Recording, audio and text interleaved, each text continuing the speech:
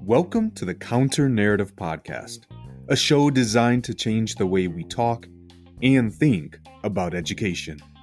By sharing stories of successes and triumphs, we aim to challenge the dominant narrative that often negatively portrays our disenfranchised populations. I'm your host, Charles Williams, an urban educator for more than 15 years, a current school principal in Chicago, an educational consultant, an equity advocate, and the co-host of Inside the Principal's Office. Let's get started. Hello and welcome back to another episode of the Counter Narrative Podcast. Again, I know this is like the third episode we've done where it's recorded, but this is just so much more fun, so much more exciting. I know that those of you listening to it, you're probably tired of it, but maybe you should just go and check out the video version of these as well as the audio. But thank you and welcome back. Today I have an amazing guest on my show, an individual that I will be honest, when I first joined Twitter, I was like, oh, this guy seems amazing. And then he started following me and we were following each other. And I was like, I'm making it in the Twitter world. So today we have Chuck Moss. Chuck Moss is joining us. I know I told a few friends that you're going to be on the show today, and they were really excited. They had nothing but great things to say about you. So Chuck, why don't you tell us a little bit about yourself, who you are, how you got into education, what you're doing now, and maybe the thing that I love the most is something interesting about yourself. Yeah, well, I'll tell you what, thank you for the great introduction. And that the way you felt when I followed you is the way I felt when Joe Sanfilippo followed me. So I get it. I mean, and I'm thrilled about that. I'm thrilled with Twitter. Anybody who knows me knows that I love Twitter just for the, just for the raw ability to connect and have meaningful connections for that. Now, my role right now, I'm the Director of Innovation and Development for Dinwiddie County Public Schools, and that's in Dinwiddie, Virginia, which is about 25 minutes, maybe southwest of like the Tri-Cities area, Petersburg, Colonial Heights, Richmond, all of that stuff. Let's see, I've been in the county for 8 years. I've been in education for 25 years. Started out as a middle school English and civics teacher. Loved every minute of that. Taught fourth grade for a year because that's where they needed me. And then I got to go back to the same middle school, but I moved from 8th grade to 6th grade. And then later on, I got to be the AP at that same elementary school, followed by the same middle school that was in Louisa County. And while I was there, I had a great time just leading teachers and connecting with kids. And I realized that while I was able to connect with people, I wasn't able to really determine the use of technology as being used correctly. So I went back in the classroom for a couple of years, learned how to use a smart board rather than just thinking someone should be using it. At that point we were using not quite Chromebooks, but laptops were available and that kind of thing. So those 2 years taught me an awful lot about leadership and about the technology. One thing it taught me about leadership is don't give me something in September that I find on my desk in May and you never ask me for again. That was not an okay practice. Then from there, I came down to Dinwiddie here and met someone who is now my wife. We've made a home together. She's got 3 kids. They're my bonus kids. I've got 2 kids. And so we got kind of a Brady Bunch thing going on there. And an interesting fact about me, maybe this. When I was in college, I actually was in talks with Marvel Comics to draw for them, but they wanted me to leave college to head to New York, and I was not willing to do that. So that every kid's dream, to draw comics kind of evaporated at that point. But I had 2 different career pathways I could have followed, and I think I followed the right one. Wonderful. That is awesome. I can only imagine the Chuck Moss, characters out there that could have been, but we are grateful that you have chosen the pathway of education. I was it's interesting whenever I connect with people, right? Like we were just talking about how, there's those formal conversations and then the informal, right? Like at the conferences, we connect in the hallways. And so as you're sharing now, you met your wife in education, that you guys came together. She brought three, you have two, and that is the exact scenario with my wife. I met her in education. She brought three, I have two, the exact same Brady Bunch configuration. So I completely understand. All right, excellent. Well, and two of ours, one of hers and one of mine, are both at Virginia Tech right now. So that way it's just one trip and we get to see both kids, and that's fantastic. That is convenient. We only have one in college right now. Three are out, and one is still in high school. Mhm. So yeah, yeah. So wonderful. And you know what? I want to really point out something you said, because you said there was a leadership lesson, and one of the things that I pulled out that you mentioned earlier was that before you wanted to step into the role of leading technology, under saying, "Hey, this is how what we should be doing with the smart board," you said, "Let me get back into the classroom. Let me do these things hands on, so I understand what it's like before I lead others." And I wish that so many other individuals did those exact same things. I don't know how many times I see leaders or directors of programs, and I'll be honest, we just got one in CPS. No offense, because I don't know him yet, but we'll see. But one of the things they talked about was he was never a teacher. I'm like, you're leading the entire district. I mean, he came up from San Antonio. Apparently, things went well down there. But yeah, like to say, I'm going to lead you and show you how to do this thing that I never have actually done.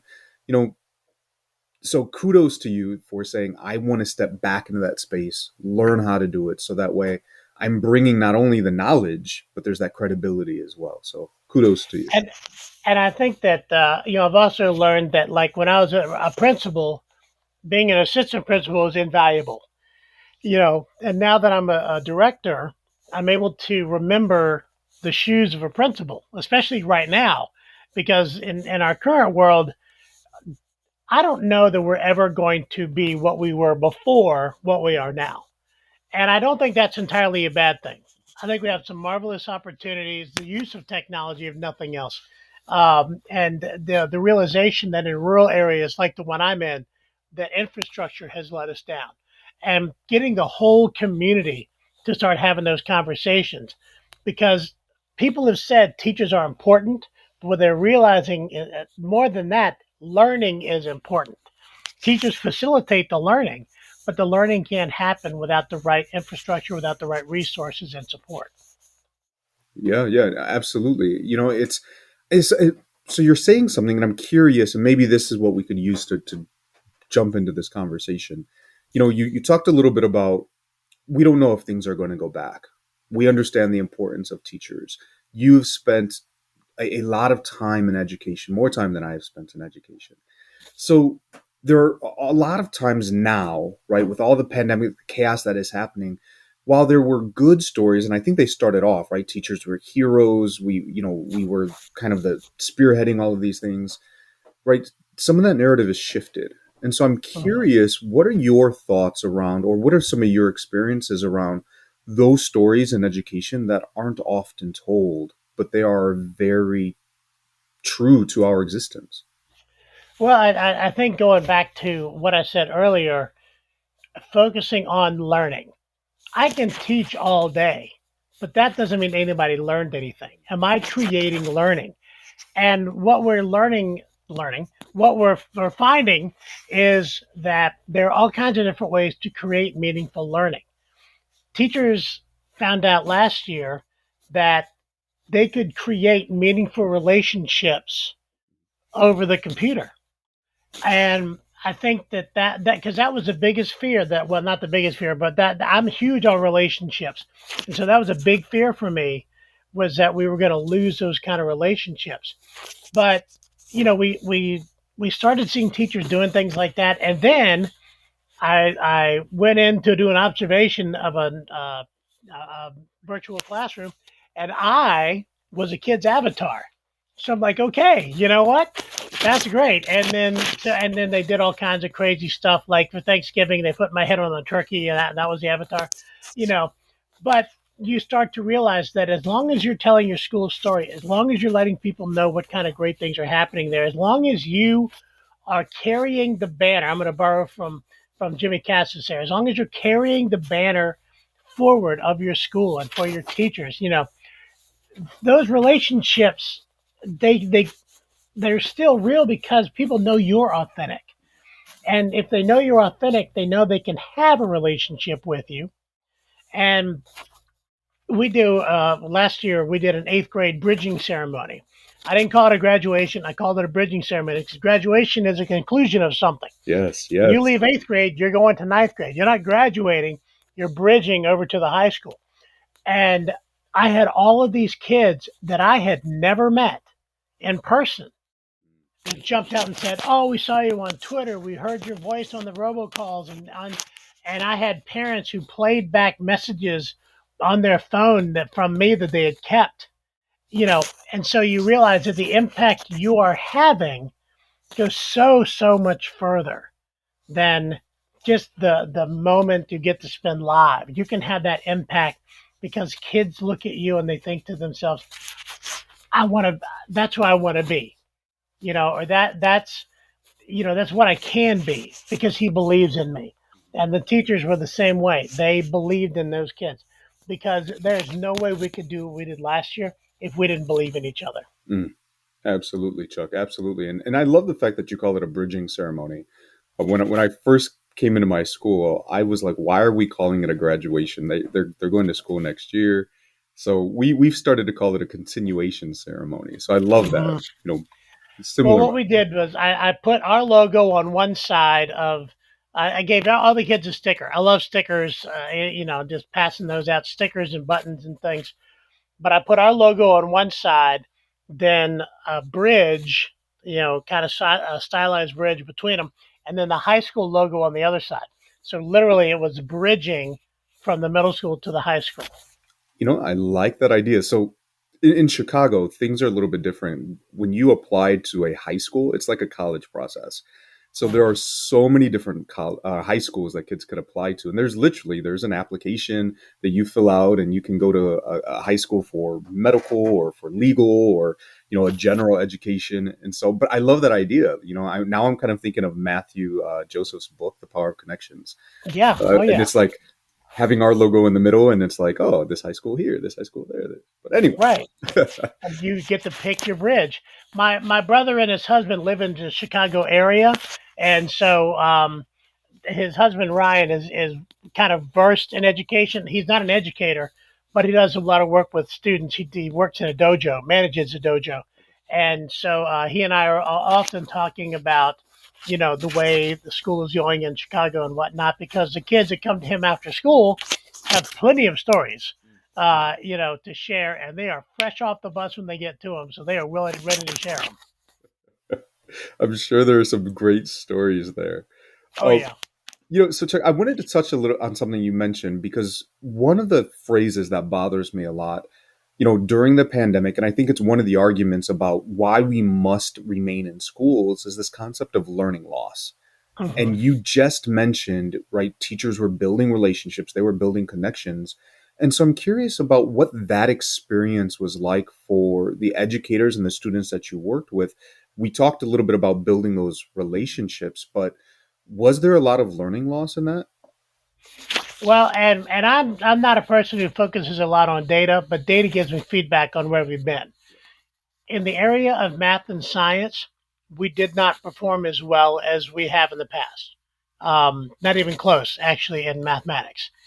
In English and history, we did okay because how do you deliver English and history content? So often it's through video presentations or, that kind of thing, or, doing some kind of a museum walk, gallery walk, that sort of thing. But math and science are so much more manipulative based that I think that that's a shortcoming in our system is the ability to create manipulative systems that are virtual, that are electronic. Um, And a lot of people say show your work, and that drives kids crazy. But the reason I want you to show your work is so I know where your thinking went south. And if we're doing something, virtually or electronically, if I'm using Canvas and I'm doing the auto grading, I don't necessarily get to see, hey, what does their thinking look like? I don't get to judge their metacognition metacognitively. How about that? Because I don't get to see their thinking on paper. So I think in the area of math and science, which are areas that are enormously important, obviously, you know, um, we've got to figure out a way to better get, instruct, because also if I'm virtual, it's a whole lot easier for me not to raise my hand. It's a whole lot easier for me to be the kid that, as long as I'm there and answering when my name is called, I'm good. But when there's a teacher who can circulate the room and see everybody's work and know what they're thinking about, I think that's a benefit, obviously. And one of the things that we're thinking about right now, because you know wha- we are still in school. We are not the only school in Virginia. Most Virginia schools are still in. Um, we're not COVID free, but we haven't had situations where COVID's been spread in our schools. Can't say that necessarily for all of the after school programs or things like that. But I, it's so important that we have kids there. And I'm in charge of virtual learning for our district. And today I was going through student by student and looking at their grades and where they were and what was happening. And there are some kids that need to come back to school. And you have to have conversations with their parents because their parents believe they're keeping them safe. And they believe that as fervently. I mean, that is to the core for a lot of parents.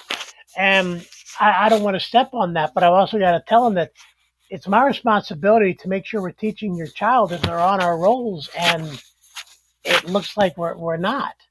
And it's a school decision to stay virtual or come back, and sometimes that decision is not one that parents are on board with right away.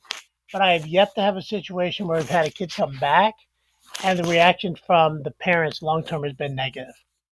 You know, so I just think that there are some marvelous virtual opportunities out there, but there's also value in being in front of a teacher who can really know, who can watch your wheels turn or watch them grind to a halt Right. and know where they need to intercede. So, Chuck, I have to ask. So, in having these conversations with some of these parents, and so right now for us, there's no option, right? You're either in school or you take your child out and you homeschool them or you do something else, but there's no virtual option unless Mhm. you have a medical condition. So I'm curious, as you're having these conversations with parents, and parents are saying, "Look, I don't feel safe," and I get that there are many parents who are just like, "I'm not ready." Whether it's because of the vaccine or wherever they may stand. What are some of the conversations you have with them to say, well, if your child is going to be home, right? If they're going to be learning virtually, here are some ways that you can ensure that they're being successful. How can I, as a parent, best support my child when maybe, I got to go to work and I'm not home with Mhm. them? So I know I tried to have these conversations a lot last year. So I'm curious to see what your thoughts are. Well, a lot of times you have conversations with parents and say, "Well, I know they're logging on." I'm like, "Yeah, when you're in the room, because I can look right on here and tell you that your child logged on to the Apex Learning System for 38 seconds on such and such a day, and for 3 minutes and 14 seconds on another day." And I can do the same thing through Virtual Virginia, which is our learning platform that's supported by or endorsed by our Department of Education here in the Commonwealth of Virginia. So you're having those conversations about the fact that, hey, part of supporting your child is making sure they're doing what they're supposed to be doing and making sure their focus is where it's supposed to be. Um, and although we have, parents can get set up with coaching accounts and can monitor their student progress from wherever. If they're at work, chances are they can't be on their phone or computer monitoring their kid any more than they could be home monitoring them. So, but we do have conversations about the importance of monitoring, the importance of sometimes we just invite the student to come, especially in secondary, invite the student to be part of the meeting where we say, this is why we're having this meeting. if this is something you want to do, you've got to do better. You've got to show us that you can do better. And I meet when I meet with parents sometimes. Maybe I'm too soft because I'll say, okay, I'll give you another week, to kind of see where we are. But our virtual learning started 2 weeks before our regular school session started, and so because of that, when the parents are like, well, I don't want my child to come back behind. I'm like, well, they're 2 weeks ahead. So if they come back now, they have a much better opportunity of being successful with us than if they stayed in the virtual program where they weren't logging in or things like that, because then the decline just gets worse and worse. And instead of being declined, it becomes their norm. And that we just, that's what we want to avoid at all costs. Um, but a lot of times, and again, data can be a big thing to be able to say to a parent, here are the stark facts. Well, so and so says that they're uploading their assignments. Well, according to their teacher, this is how many they've uploaded. And, we had some kids who were missing double digits worth of assignments when I went through today and was checking all the stuff and having conversations with parents and having that pause where what they're trying to decide is whether or not they're going to tell you they didn't know that. You know, that kind of Ferris Bueller moment at 9 times. That pause with the parent being like, well, and that's been really eye opening for a lot of parents because they have decided at that point, okay, maybe this is not the right thing, or maybe I need to change how I'm supporting my kid. Yeah, it's I guess it's an interesting thing, right? We parents have always, well, I didn't want to say always, but oftentimes parents allow their kid to go to school, right? They say, hey, they're in your possession now. You know what's best. You're going to kind of guide them through, and I'm going to Right. trust you, right? I'm putting my trust in you. And when they're at home, that doesn't really exist. And it's only what I know, what I see. We had students very much in the same way. They would submit like a blank Google Doc, right? So it Oh would yeah, show up, yeah. look, no, I Hmm. submitted my assignment. And the parents are like, oh, okay. But something that we started doing is that we started hosting workshops and classes for parents. Like, this is how you navigate these spaces. This is how you check up on. And Right. it really, I think, empowers the parents because you're right, it's embarrassing as a parent, right? And even me, our baby net is now a senior, to say I don't know, or I didn't know how to look into that, or I wasn't sure how to support my child.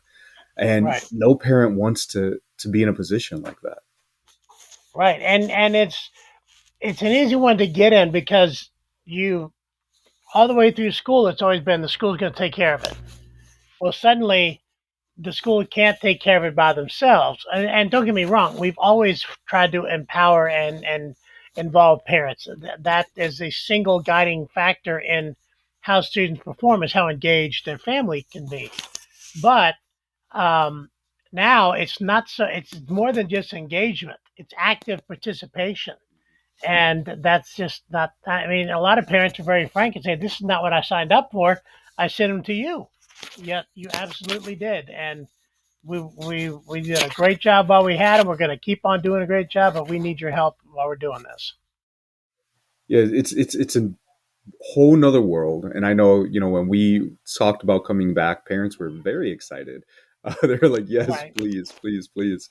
And not, now we're back and rolling. And so I'm curious, we've talked a little bit about where things are right now. And I know you said, who knows where things are going to be.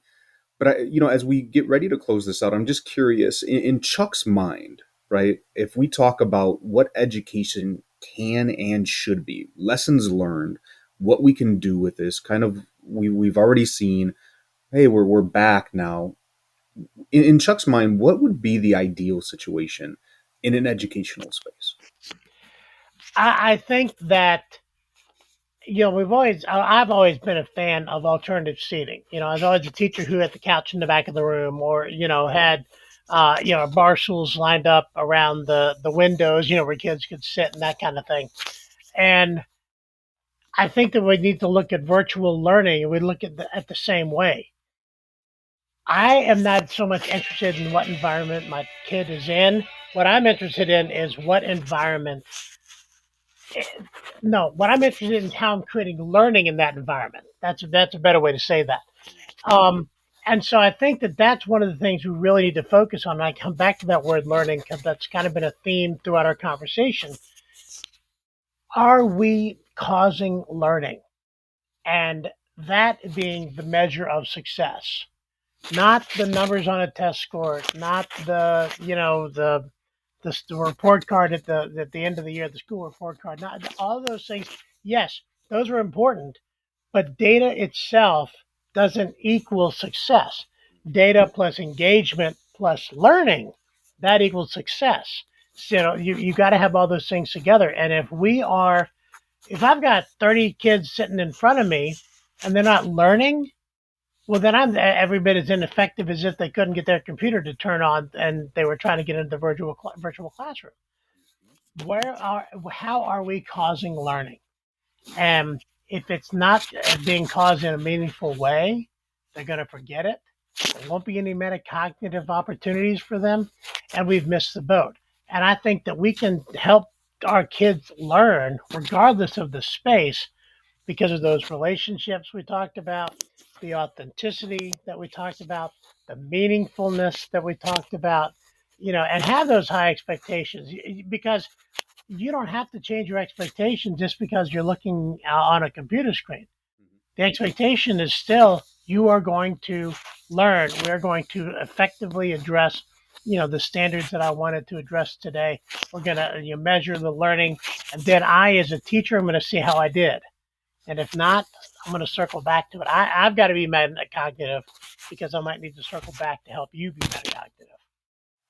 Chuck, I love the fact that you keep coming back to the concept of learning, right? It's about the learning. It doesn't matter how beautiful your classroom is, and we see all the Pinterest, the TikTok classrooms, right? But if learning isn't happening there, and this is the part that when you said it, I was like, oh, you know, you're just as ineffective as if we were on a computer, right? Like, and where you're like, this isn't working. I need them in my classroom. Where if you're still not facilitating learning, it doesn't matter where that space is. Learning is key, and good educators, good teachers are going to facilitate learning, whether it's on a computer screen like we are now, or whether we're sitting in the same space together, face to face. And sure, things may look a little bit different from here to there, but good educators, as you just said, understand it's all about facilitating that learning. And that's only going to come from, as you said, right, relationships, engagement, understanding, the data behind all of those things. But at the end of the day, it's all about learning. Well, and one of the things that kind of drove that home for me was very early in my career, I went and did an observation in an advanced Spanish class. And although I had Spanish in high school and in college and whatnot, if we landed in Barcelona, I could not help you find anything. That is not. I'm not. I don't command the language, but I was able to watch what the teacher did, and the teacher was instructing, was creating learning, and I didn't have to understand the words to know that. I could watch the way the kids were reacting. I could watch the light bulb moments in their eyes, you know, and that more than anything for me really drove home the idea that if you're causing learning, then the environment is secondary. Because if you can see learning happening, I mean, you can't. That's an administrator's dream to walk into a space and see learning happening. I love it when I walk in a room and the kids don't even notice that I'm there because they're so caught up in what they're doing. My wife's a STEAM teacher, and she talked about some of the stuff they do in STEAM. She's at elementary, and I was at middle school last year, and I'm like, man, my kids would love to do things like that. And that's one of the things that I've been working with our innovation specialists in some divisions they're called ITRTs, but our innovation specialists is kind of talking to them about, hey, more than like a teacher having a problem with a computer, what can you do to help them see the great things they can do, the simulations they can do, the connections they can make? I remember one time on Twitter watching a teacher ask a question in a science class, and Neil deGrasse Tyson's Twitter account answered. Now, I don't know if it was him, but it had that little blue circle with the check mark in it. Yeah. And I'm like, you're asking not an expert, the expert.